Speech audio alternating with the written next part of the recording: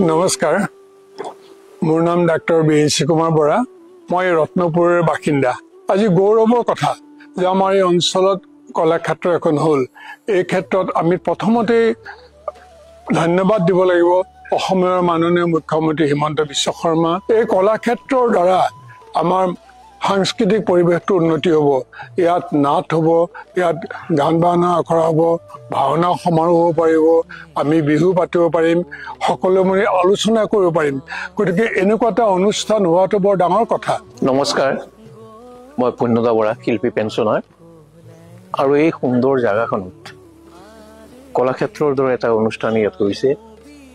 অসম চৰকাৰে যিটো চিন্তা কৰিছে সেইটো এটা বৰ উন্নত চিন্তা কৰিছে কিন্তু। আৰু মধ্য অসমত গোটেই অসমৰ মানুহে আহি পেলাই ইয়াত নিজৰ দক্ষতা প্ৰকাশ কৰিব পাৰিব। ইয়াত নাটক, সাংস্কৃতিক যিটো প্ৰতিটো অনুষ্ঠানে ইয়াত তেওঁলোকে উপস্থাপন কৰিব পাৰিব। সংগীত, নাটক, ভাওনা, সকলো ধৰণৰ অনুষ্ঠান ইয়াত কৰিব পাৰিব।